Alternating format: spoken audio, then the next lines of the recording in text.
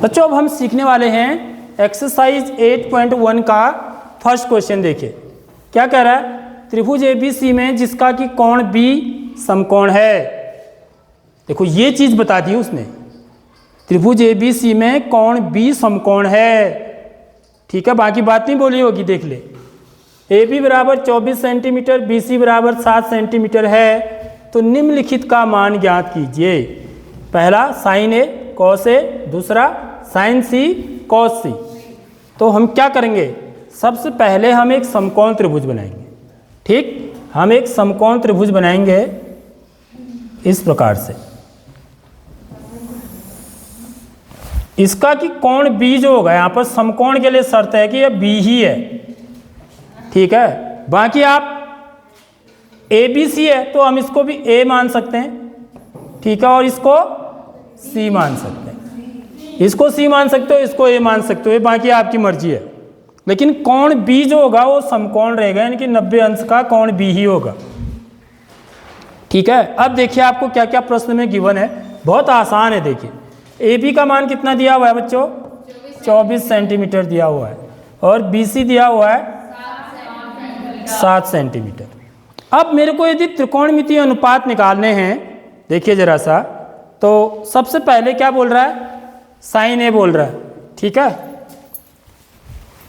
क्या बोल रहा है, साइन A।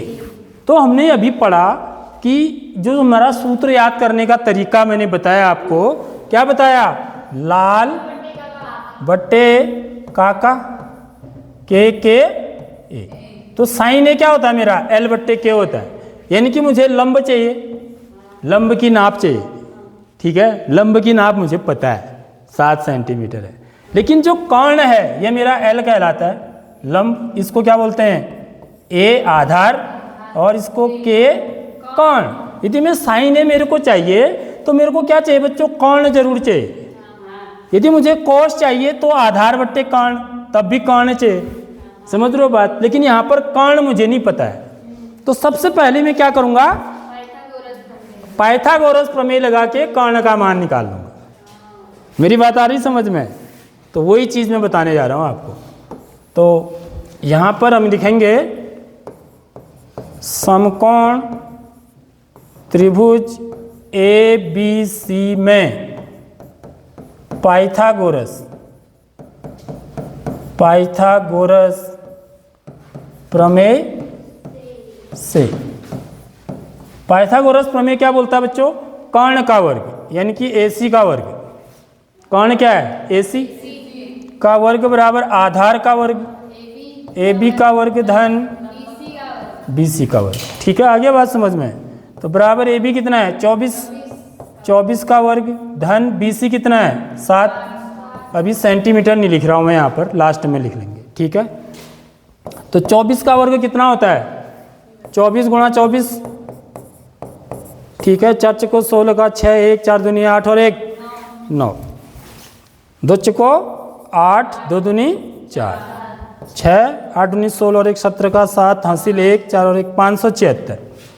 576 धन 7 का वर्ग 49। तो जोड़ेंगे, 9 में 6 जोड़ेंगे, 15 का 5 हासिल 1, 7 और 1 8, 8 4 12 का 2 हासिल 1, 5 और 1 6, 625 आ गया AC का वर्ग। ये किसका मान आया, AC के वर्ग का। तो यहाँ से AC बराबर क्या हो जाएगा बच्चों, वर्गमूल 625। धन ऋण नहीं लगाएंगे यहाँ पर, केवल धन ही होगा। क्यों होगा, ऋण नहीं होगा। क्यों नहीं होगा, क्योंकि भुजा की लंबाई कभी भी ऋण में नहीं हो सकती है, लंबाई ऋण में नहीं हो सकती, इसलिए हम धनात्मक चिन्ह ही लेंगे। तो 625 का वर्गमूल कितना होता है बच्चों, 25। 625 का वर्गमूल कितना होता है, 25। तो ये कर्ण कितना आ गया, 25 सेंटीमीटर। ठीक है, आगे बात समझ में। बस अब मेरे को जैसे ही आधार पता है, लंब पता है, लंब की नाप पता है, नाप। ठीक है, कर्ण की नाप पता लगी है, अब मैं कोई भी त्रिकोणमितीय अनुपात निकाल सकता हूँ। बस मेरे को क्या होना चाहिए, त्रिकोणमितीय अनुपात से संबंधित जो सूत्र हैं वो याद होने चाहिए। यदि मुझे साइन A निकालना है तो मेरे को अनुपात किसका किसका लेना पड़ेगा, लंब और कर्ण का। यदि कॉस A निकालना है तो आधार और कर्ण का, आधार बट्टे कर्ण। यदि tan a निकालना है, लंब बट्टे आधार, या फिर sin a बट्टे cos a, यही बताया मैंने सूत्र। ठीक है, sin a के मान को मैं cos a के मान का भाग दे दूं, तब भी मैं tan a निकाल सकता हूं। ठीक है, तो इस प्रकार से हम कोई सा भी त्रिकोणमितीय अनुपात निकाल सकते हैं। तो यहाँ पर सिर्फ दो ही पूछ रहा है, sin a बट्टे cos a। तो sin a बराबर क्या हो जाएगा, sin a लंब, पहले सबसे पहले ऐसे लिखेंगे हम BC, लंब क्या है बच्चों, BC है। कर्ण कितना है, AC, तो ये कितना हो जाएगा 7 बट्टे, देखो 7 सेंटीमीटर बट्टे 25 सेंटीमीटर, ऐसे लिखना जरूरी है। तो सेंटीमीटर से सेंटीमीटर कट जाएगा, समझ रहे हो बात, कितनी बार, एक बार। तो क्या बचेगा 7 बट्टे 25, तो sin a का मान 7 बट्टे 25 होगा। ऐसे ही cos a का मान निकालेंगे। अब हम cos a क्या हो जाएगा, आधार बट्टे कर्ण, यहाँ पर अब मैं डायरेक्ट लिख देता हूँ 24 बट्टे 25। ठीक है, आगे बात समझ में। अब देखिए, अब बच्चों देखिए, सबसे ज़्यादा कंफ्यूज बच्चे कब होते हैं पता है, जब ये वाली चीज़ होती है। तो इस चीज़ को ध्यान से देखिए, इसका जो सेकंड वाला पार्ट है क्या है, sin c और cos c, वो इन दोनों को एक ही जैसे कर देते हैं। ठीक है, जबकि यहाँ पर समझने की बात क्या होती है कि यदि मैं c वाला कोण, देखिए अभी हमने क्या पढ़ा, त्रिकोणमितीय अनुपात की परिभाषा पढ़ी कि किसी समकोण त्रिभुज में न्यून कोण के सापेक्ष किन्हीं दो भुजाओं के अनुपात को त्रिकोणमितीय अनुपात कहते हैं। यदि हम कोण C कह रहे हैं ना बच्चों, तो अब हमें इसको नहीं कंसीडर करना है, इस वाले को लेना है। ये बात ध्यान से समझ लीजिए, जब भी मैं ये वाला कोण लूंगा तो इस कोण के लिए आधार बदल जाता है, याद रखिए। इस कोण के लिए ये L न होके अब क्या बन जाएगा, ये A बन जाएगा, आधार बन जाएगा। इस कोण के लिए, कोण C के लिए, क्योंकि कोण C किस भुजा पर बन रहा है, BC पर बन रहा है ना, तो इसलिए ये वाली भुजा आधार होगी इसके लिए, और ये वाली भुजा क्या हो जाएगी, ये वाली लंब हो जाएगी। कर्ण वही रहेगा, कर्ण में कोई चेंज नहीं होता है कहीं भी, समझ रहे हो बात। और इसका मान कितना है, 25 सेंटीमीटर। आगे बात समझ में। अब देखिए, अब मैं sin c का मान निकालूंगा, तो sin c बराबर क्या होगा, लंब बट्टे कर्ण, तो लंब क्या हो गया, AB। sin c के लिए लंब क्या होगा, AB। देख लो, कोण C के लिए लंब AB है, देखो, हाँ ये लंब हो जाएगा, और कर्ण तो वही रहेगा AC, बराबर AB कितना है, 24 बट्टे 25 सेंटीमीटर। सेंटीमीटर से सेंटीमीटर एक बार कट गया तो क्या बचा, 24 बट्टे 25। ठीक है, और यदि मेरे को cos C निकालना है, cos C, तो आधार बट्टे कर्ण, तो कोण C के लिए आधार क्या होगा, अभी बताया मैंने, BC बट्टे कर्ण, कर्ण तो वही रहेगा AC। तो BC का मान कितना है, 7 सेंटीमीटर, और AC का मान कितना है, 25 सेंटीमीटर। तो सेंटीमीटर से सेंटीमीटर कट गया तो बराबर 7 बट्टे 25। अब आप चेक करो, देखो जरा सा, sin A का मान और sin C का मान क्या एक ही है, अलग अलग आ रहे हैं, आ रहे नहीं आ रहे हैं। ऐसे ही cos A और cos C के मान क्या होंगे, अलग अलग होंगे। जब भी हम कोण बदलेंगे तो आधार भी मेरा क्या हो जाएगा बच्चों, बदल जाएगा। ये याद रखना है दिमाग में। यहाँ पर बच्चे बहुत गलती करते हैं, जिस कोण को पूछा जा रहा है उस वही भुजा को हम आधार लेंगे। ठीक है, समझ आ गई बात।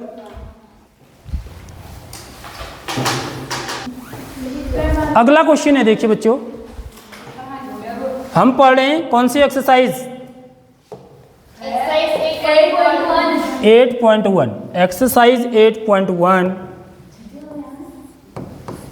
का क्वेश्चन नंबर 2। देखो आपको लग रहा होगा ये बिल्कुल नया प्रश्न है ऐसा, लेकिन है नहीं है। यह ठीक उसी तरह का सवाल है जो पहला वाला है। ठीक है, कैसे करना है, देखिए ये आकृति देखो आप जरा सा, यहां पर ये एक समकोण त्रिभुज है PQR, समझ रहे हो। इसमें कोण Q क्या है, समकोण है। ठीक, तो हमको कौन सी भुजा है, देखो पी क्यू कितना है 2 सेंटीमीटर, पी आर कितना है 13 सेंटीमीटर, तो कौन सा निकालना है, क्यू आर कितना है ये बताना है हमको।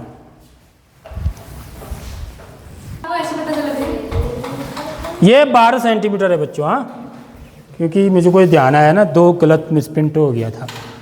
तो यहाँ पर देखिए, ये समकोण त्रिभुज में मुझे लंब है दिया हुआ कोण आर के लिए, कोण आर के लिए ये लंब है, और ये क्या है, कर्ण है, और ये आधार है।